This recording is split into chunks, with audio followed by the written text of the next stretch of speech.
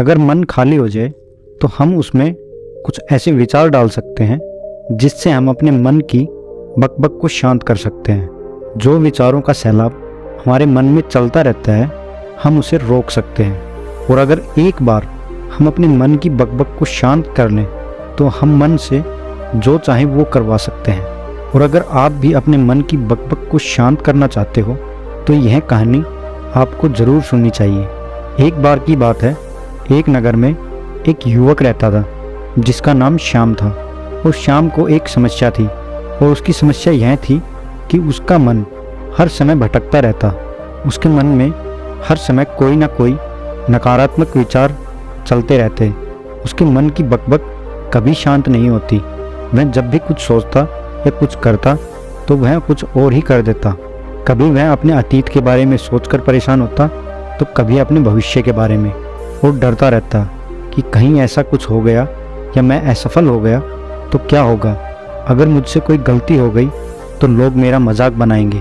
और ऐसे ही कई असफलता भरे और नकारात्मक विचार उसके मन में चलते रहते।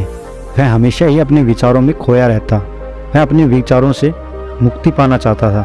वह चाहता था कि उसके मन में कोई भी फालतू विचार ना आए, लेकिन उसके मन में हर समय विचारों का सैलाब उठता रहता। इसलिए वह हमेशा परेशान रहता। और एक दिन किसी ने उसे बताया कि यहीं पास के जंगल में एक बौद्ध भिक्षुक रहते हैं जो तुम्हारी मानसिक परेशानी का हल कर सकते हैं। और श्याम तुरंत ही बौद्ध भिक्षुक के पास पहुंचता है और अपनी सारी समस्या बौद्ध भिक्षुक को बताता है। और वह बौद्ध भिक्षुक भी बड़े ध्यान से श्याम की बातों को सुनते हैं और उससे कहते हैं कि तुम मुझसे क्या जानना चाहते हो। तो श्याम कहता है कि महाराज, मैं अपने मन को शांत और विचारों से खाली कर देना चाहता हूँ। मैं आपसे जानना चाहता हूँ कि मन को खाली और शांत कैसे करते हैं।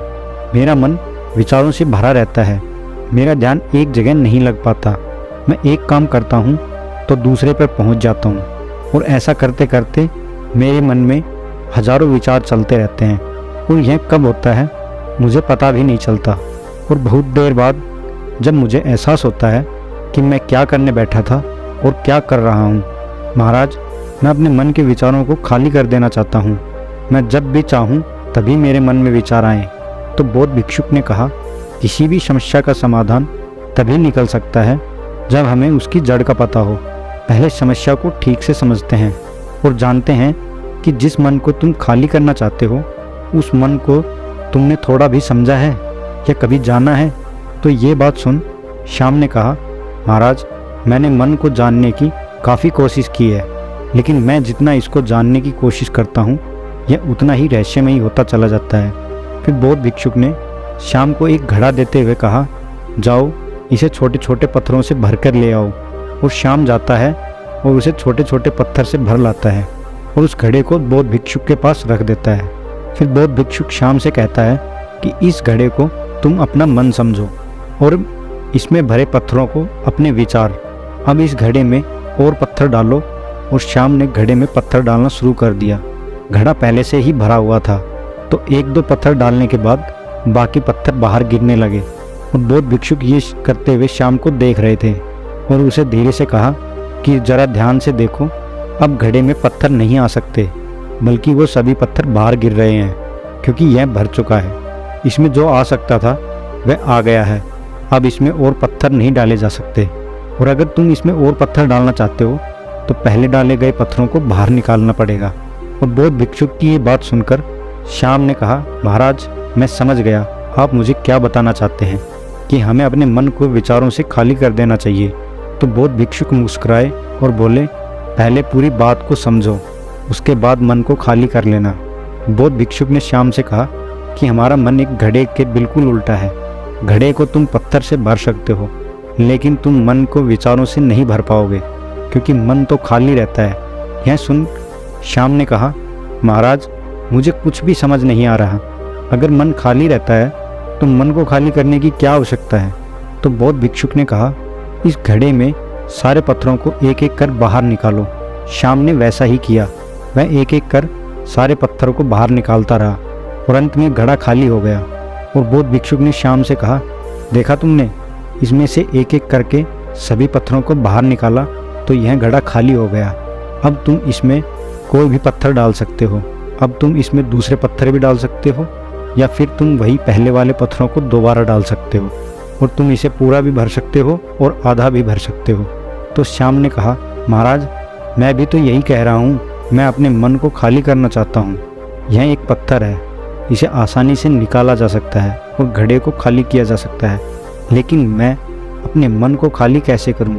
फिर बौद्ध भिक्षुक ने कहा, इस घड़े में एक पत्थर डालो और 2 पत्थर बाहर निकालो।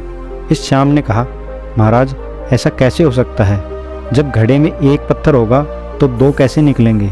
फिर बौद्ध भिक्षुक ने कहा, ऐसा करो, घड़े में 2 पत्थर डालो और 4 पत्थर बाहर निकालो। फिर श्याम ने कहा, महाराज ऐसा कैसे हो सकता है? ये कोई चमत्कारी घड़ा थोड़ी ना है, 1 डालो तो 2 निकल आएंगे और 2 डालो तो 4 निकल आएंगे।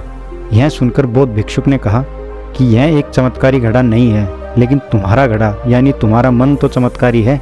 अगर तुम उसमें एक विचार निकालते हो तो उसके साथ 2 विचार बाहर आते हैं, और जब तुम उन 2 विचारों को पकड़ते हो तो उसके साथ 4 विचार आते हैं, और ऐसे करते करते विचारों की एक लंबी श्रृंखला बन जाती है और तुम कहीं नहीं रुकते, एक के बाद एक विचार को पकड़ते जाते हो। मिट्टी का घड़ा तो पत्थरों से भर जाता है, लेकिन तुम्हारा मन कभी नहीं भरता, वह हमेशा खाली रहता है। लेकिन वह कभी खाली नहीं रहता, और यही इस मन की माया है। सब कुछ है फिर भी कुछ नहीं है। श्याम ने कहा, महाराज मैं आपकी बात समझ गया हूँ, लेकिन मैं क्या हमेशा अपने विचारों के जाल में फंसा रहूँगा? क्या मन के इस माया जाल से निकलने का कोई रास्ता नहीं है? फिर बौद्ध भिक्षुक ने कहा, इस मिट्टी के घड़े को आधा पत्थरों से भर दो, और श्याम ने ऐसा ही किया। फिर बौद्ध भिक्षुक ने कहा, इन पत्थरों में से कोई एक पत्थर चुनो और उसकी एक छोटी सी मूर्त बनाकर मुझे दे दो। मैं जानता हूँ कि तुम एक अच्छे कलाकार हो। और श्याम ने एक पत्थर निकाला और उसे तराशने के लिए जांचने लगा, लेकिन श्याम को लगा कि यह पत्थर अच्छा नहीं है, और फिर उसने दूसरा पत्थर निकाला, लेकिन वह पत्थर भी श्याम को पसंद नहीं आया। और उसके बाद उसने फिर तीसरा पत्थर निकाला, और वो पत्थर भी उसे पसंद नहीं आया, क्योंकि उसका रंग अच्छा नहीं था। और ऐसा करते करते उसने सारे पत्थर घड़े से बाहर निकाल दिए। और ऐसा करते हुए उसे बौद्ध भिक्षुक देख रहे थे, और उसने श्याम से कहा, जो तुमने सबसे पहले पत्थर निकाला था, उस पत्थर को यह समझकर तराशो कि इसके अलावा तुम्हारे पास कोई पत्थर नहीं है, वही आखिरी पत्थर है। और फिर श्याम ने उस पत्थर को तराशना शुरू किया, और उसने उससे एक बहुत ही सुंदर मूर्ति बनाई और बौद्ध भिक्षुक को भेंट की। और बौद्ध भिक्षुक को कहा कि महाराज मुझे विश्वास नहीं हो रहा कि इस पत्थर से इतनी सुंदर मूर्ति बन सकती है। और श्याम की यह बात सुनकर बौद्ध भिक्षुक ने श्याम से कहा कि जब हमारे पास कोई दूसरा विकल्प नहीं होता है तो हम उसी विकल्प में अपनी संपूर्ण ऊर्जा लगा देते हैं और उसी को सबसे बेहतर बनाते हैं। और जब हमारे पास विकल्प होते हैं तब हम पत्थर चुनते नहीं और मूर्ति बनती नहीं।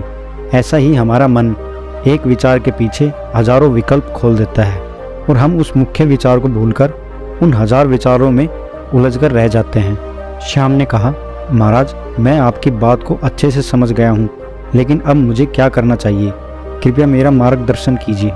बौद्ध भिक्षुक ने कहा कि मन को खाली करना और नकारात्मकता को दूर करना यह कोई 1-2 दिन की प्रक्रिया नहीं है। इसके लिए तुम्हें काफ़ी समय लगेगा। क्या तुम इसके लिए तैयार हो? तो श्याम ने कहा, हाँ मैं तैयार हूँ, चाहे इसके लिए मुझे कितनी भी लंबी प्रक्रिया क्यों ना करनी पड़े। फिर बौद्ध भिक्षुक ने कहा कि मन को खाली करने और नकारात्मकता के विचारों को दूर करने के लिए ये 6 प्रक्रियाएं हैं। आओ इन्हें एक एक करके समझते हैं। पहला, ऐसे इंसानों का साथ छोड़ दो जो तुम्हें कमज़ोर और लक्ष्यहीन तथा पिछड़ा हुआ महसूस करवाएं। अक्सर हमारे आसपास कुछ ऐसे लोग होते हैं जो हमसे पद और धन में ऊंचे होते हैं और अपने पद और धन के घमंड में अक्सर हमें नीचा और कमज़ोर महसूस करवाते हैं। वह दुनिया के सामने हमारा मजाक बनाते हैं। ऐसे लोगों से जितना हो सके उतना दूर रहें। वे लोग तुम्हारी नज़रों में तुम्हारी गरिमा को नष्ट कर देते हैं और फिर तुम्हें अपनी काबिलियत पर शक होने लगता है। तुम्हारे अंदर खुद के प्रति और दुनिया के प्रति नकारात्मक भावनाएं आ जाती हैं और ये मानसिक तनाव और चिंता का कारण बन जाती हैं।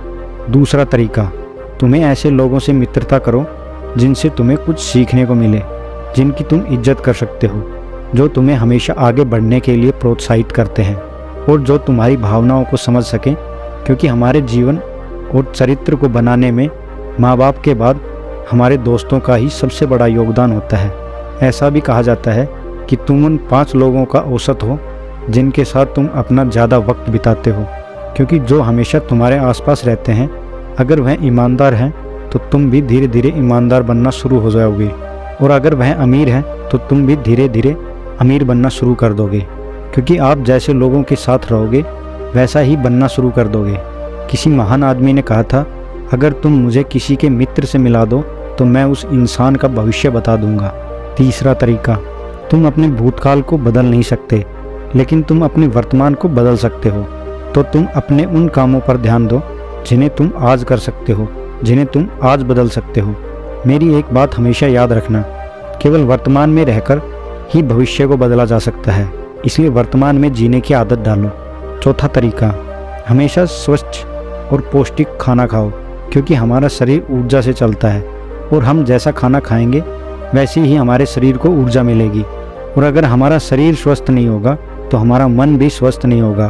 कहते हैं कि स्वस्थ शरीर में ही स्वस्थ मस्तिष्क का वास होता है, और हमारी जिम्मेदारी भी होती है कि हमें अपने शरीर और अपने मन को स्वस्थ रखना चाहिए। पांचवा तरीका, रोज़ अकेले में ध्यान करो, और ध्यान करने का सबसे सही समय सुबह का और शाम को सोने से पहले है।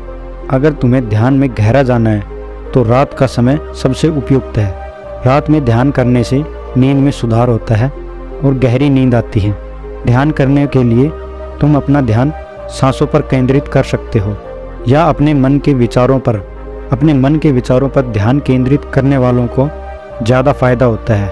इससे वह आसानी से गहरे ध्यान में उतर जाते हैं। अपने आप को जानने की कोशिश करो, और जब आप ऐसा करते हो तो आपके विचारों की तीव्रता कम हो जाती है, जिससे नकारात्मक विचार कम आते हैं। छठा तरीका, तुम नई नई जगह घूमने जाओ, क्योंकि एक पुरानी कहावत है, तुम्हें एक लंबी यात्रा 100 किताबों से भी ज़्यादा ज्ञान दे सकती है। तुम्हें पता होगा कि गौतम बुद्ध ने कुछ समय के लिए देश भर में भ्रमण किया था। उसके पीछे उनका एक कारण था। नई नई जगह जाने से मन को नयापन महसूस होता है, जिससे हमारा मन उत्साहित रहता है। और फिर बौद्ध भिक्षुक ने कहा, मन के जाल में मत फंसो, मन को खाली करने पर ध्यान मत दो, ध्यान को केंद्रित करो और अपने ध्यान में एकाग्रता लाओ, और जो कुछ कर रहे हो उसे अंतिम समझकर करो।